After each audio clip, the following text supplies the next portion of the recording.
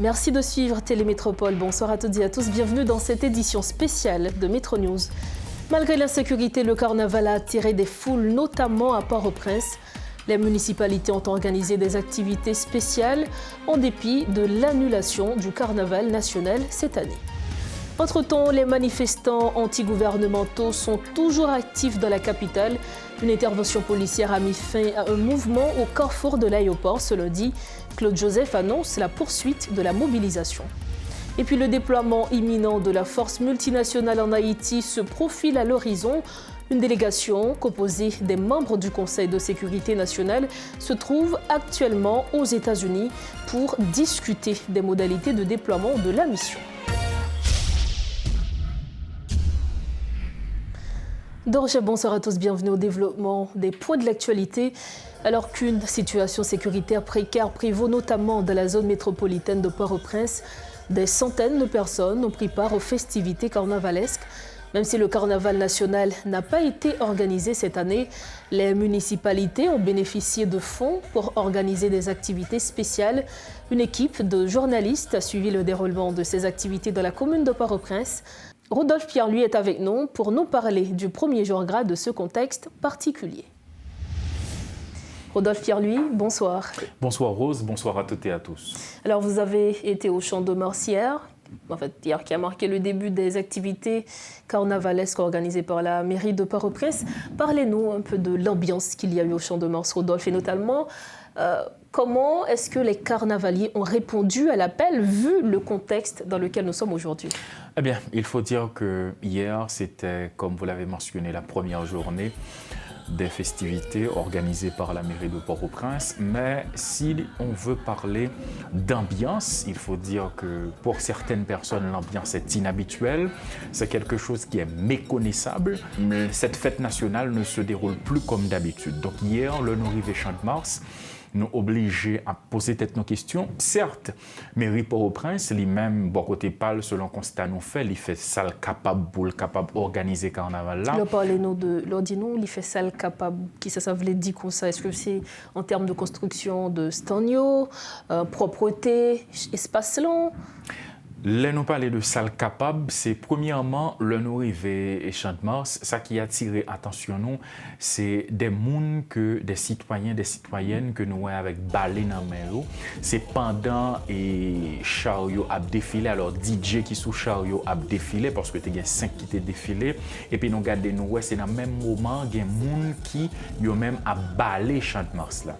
Il y a l'autre laine frontière avancée puis devant nous regardons nous, c'est dans le même moment DJ cache-cache DJ Constant a passé, nous regardons, il y a le stand qui a construit. Et une bagaille qui a attiré attention, c'est que il y a un site d'hébergement sous Champ de Mars là, et devant site d'hébergement, ça, à côté que en pile victime, Carrefour Feuille, même yo en dedans, yo un stand qui est en construction devant site d'hébergement. C'est-à-dire pour cacher état de délabrement qui gagne en site. Gain de citoyens, yo même qui parlaient ensemble avec nous, qui dit nous, bon, probablement c'est pour cacher la beauté du site, etc.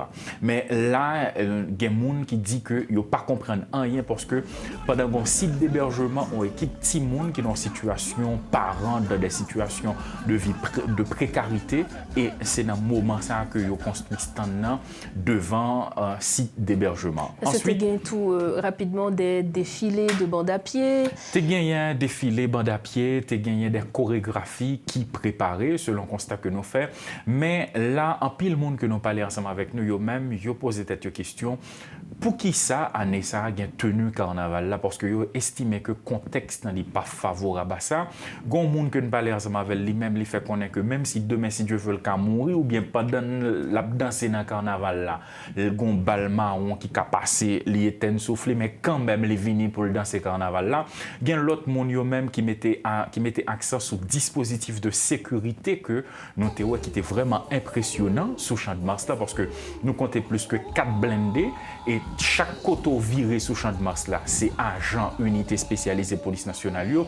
Moun yo dit que pendant 3 jours qui sont passés là avec un mouvement de protestation et pendant Jean yo où la police mobilisée pour carnaval là, pendant que gain de zone moun c'est quitté caillou, gain côté Monaco qui était caillou, sous Champ de Mars, c'est carnaval qui a déroulé. Donc, moun yo pose tête question pour yo dire pour qui ça, mobilisation ça qui gagne un code PNH, c'est pas même mobilisation yo ouais pour capable permettre que moun ça yo groupe armé cap météo dehors la caillou pour mettre fin à démonstration violente ça. Donc, en pile moun qui yo même descend Champ de Mars, il dit que son carnaval qui forcé, c'est pas une activité qui était supposée faite parce que le contexte n'est pas favorable à ça. Avant l'activité démarrer, tu as un pile tiré dans l'air Champ de Mars là. Mais ça pas empêché ça pas empêché que tu gagné un défilé. Après l'activité finie, il y a un pile tiré tout dans l'air Champ de Mars là qui fait hier soir. Mais ça qui a attiré attention nous tous, c'est que pendant l'activité a déroulé,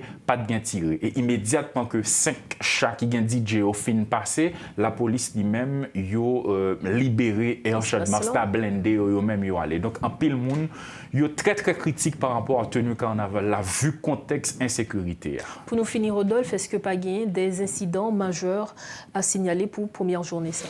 Selon le constat que nous fait hier, gagné en pile défilé qui fait, il y a des chorégraphies qui préparées, mais de l'heure où tu commencé à vers midi jusqu'à dans la soirée, l'heure où prend fin d'activité, nous pas enregistré des incidents malheureux.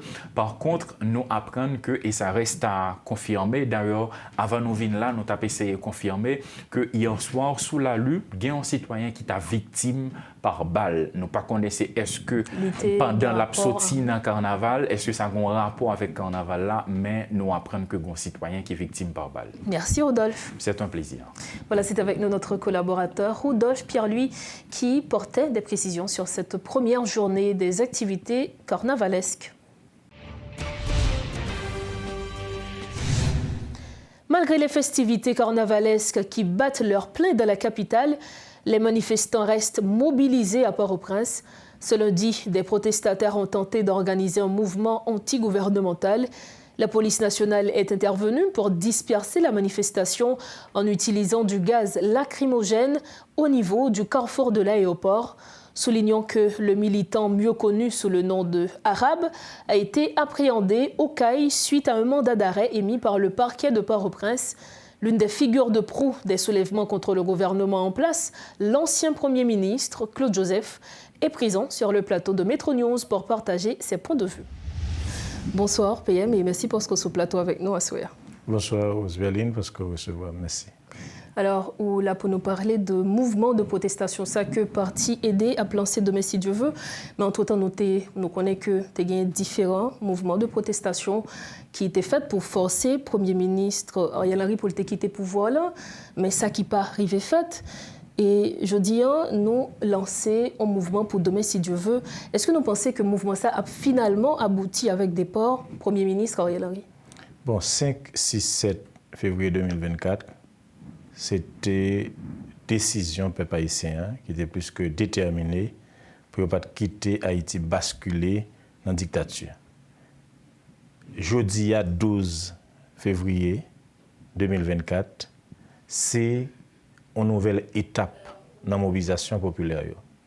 Désormais, dans la primature, dans le palais national et dans le ministère, c'est des espaces qui occupés illégalement par Ariel Henry, qui sont anciens premiers ministres de facto et ensemble de ministres. Donc, le peuple haïtien définitivement voulait, à travers une nouvelle étape dans la mobilisation, pour libérer l'espace pacifiquement. De libérer l'espace qui est occupé illégalement, justement, comment nous comptons libérer l'espace? Bon, écoutez, le peuple haïtien est souverain. Et au capable de remarquer 5, 6, 7, c'est tout le pays qui était levé campé pour te dire à Ariel Henry, c'est où tu signé un document publié dans le Moniteur au 17 février au peuple encore. Donc comme Ariel Henry voulait accrocher à tout prix à pouvoir, un peuple haïtien, comme un seul homme, dans tout le pays, à partir de jeudi, à mobilisation générale lancée pour libérer l'espace. Libérer l'espace pacifiquement, parce que la voix du peuple, c'est la voix de Dieu. Est-ce que Guetan a un plan de l'après-départ du Premier ministre Ariel Henry? Est-ce qu'au niveau de l'opposition, nous Guetan mettons d'accord sur qui Jean nous pral assurer transition après départ Premier ministre?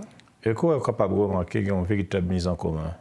Il y a une coalition des regroupements politiques qui gagne un collectif 30 janvier, qui gagne un Front Uni, qui gagne un ensemble de l'autre structures et regroupements politiques.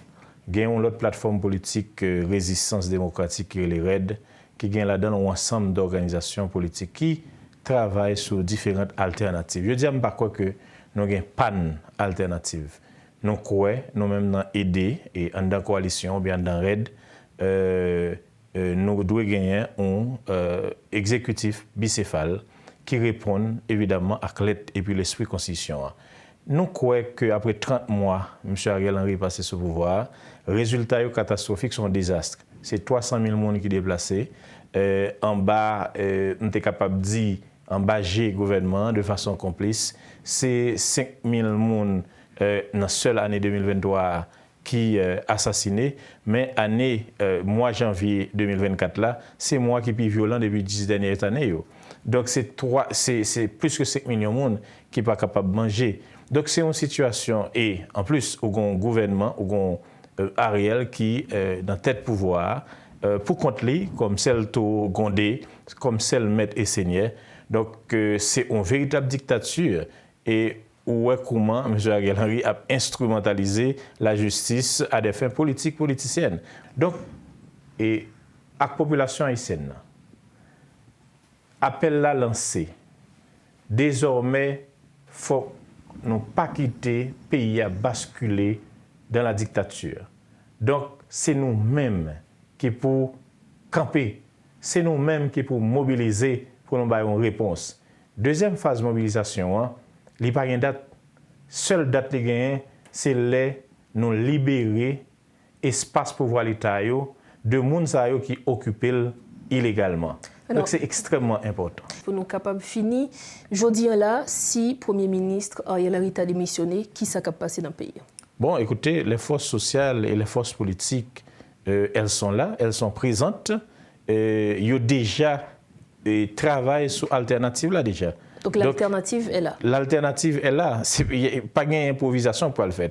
Et en plus, il faut dire que 2024, pas 2004, 2004 nous songeons, et en pile monde qui dans la bataille politique songeait, il dit c'est arrêté un bon matin, ils ont imposé une solution sur eux.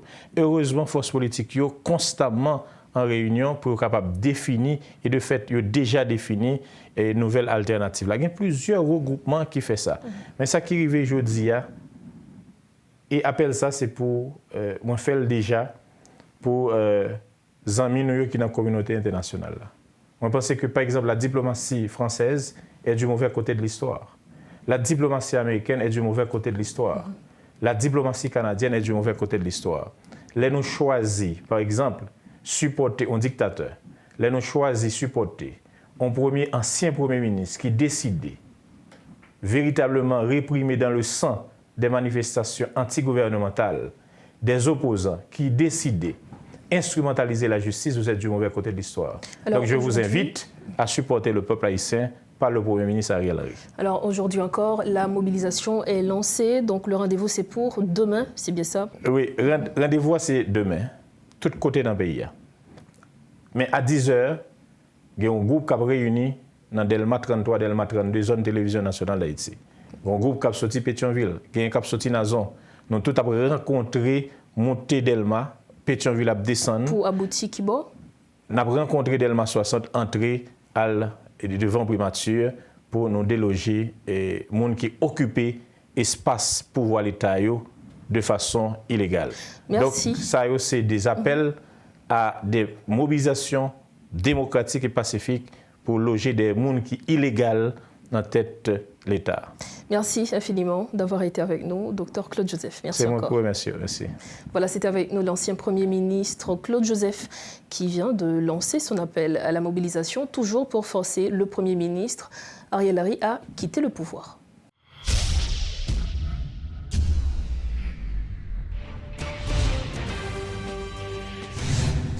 Au milieu des mouvements antigouvernementaux et de carnaval en mode minimaliste, La situation sécuritaire demeure alarmante. Des affrontements entre gangs armés persistent dans la plaine du cul-de-sac où les bandits ont contraint les résidents à fuir leur maison. Ces attaques ont provoqué de nombreux blessés. Dans la commune de Cité-Soleil, les gangs de Canaan et de Chien Méchant se sont affrontés, entraînant des pertes en vie humaine et des blessés. Jusqu'à présent, le bilan précis de ces affrontements n'a pas été communiqué. À Carrefour, des membres de la population, en proie à la colère, tentent de rendre justice en s'en prenant à des individus supposément liés aux activités criminelles des gangs. En ce qui concerne la force qui doit intervenir dans le pays, actuellement aux États-Unis, une délégation haïtienne dirigée par la ministre de la Justice, Mme Emily Prophète-Milsé, et accompagnée du chef de la police nationale, M. Frantz Elbé, participe à des réunions pour discuter du déploiement de la mission multinationale de soutien à la sécurité en Haïti. La semaine dernière, le président kényan William Ruto a confirmé qu'un accord réciproque était en cours de discussion entre son gouvernement et celui d'Haïti. Le vendredi 9 février, le chef du gouvernement haïtien, avec la ministre de la Justice et le directeur de la police, ont discuté de sujets importants concernant l'institution policière. Autre conséquence de l'insécurité, la Fondation Barbancourt SA a annoncé la suspension de ses activités publiques par mesure de sécurité. Cela inclut la distribution d'eau traitée gratuite, les soins médicaux gratuits et l'utilisation des aires de jeu et terrains de sport pour les communautés avoisinantes en raison d'incidents récents liés à l'insécurité. Des affrontements entre gangs ont eu lieu près de la distillerie Barbancourt et des champs de canne ont été incendiés. Cependant, la production de rhum n'est pas touchée. La Fondation a pris cette décision pour assurer la sécurité de ses employés, de leurs familles et des communautés locales. Elle envisage de reprendre ses activités une fois que la situation se sera stabilisée. Nous refermons cette édition, mais avant de partir, voici le rappel des titres à la une. Malgré l'insécurité, le carnaval a attiré des foules, notamment à Port-au-Prince. Les municipalités ont organisé des activités spéciales en dépit de l'annulation du carnaval national cette année. Entre-temps, les manifestants antigouvernementaux sont toujours actifs dans la capitale. Une intervention policière a mis fin à un mouvement au carrefour de l'aéroport ce lundi. Claude Joseph annonce la poursuite de la mobilisation. Et puis le déploiement imminent de la force multinationale en Haïti se profile à l'horizon. Une délégation composée des membres du Conseil de sécurité nationale se trouve actuellement aux États-Unis pour discuter des modalités de déploiement de la mission. Voilà l'essentiel de l'information pour ce lundi 12 février. Restez sur Métropole pour la suite de la programmation. Bonsoir.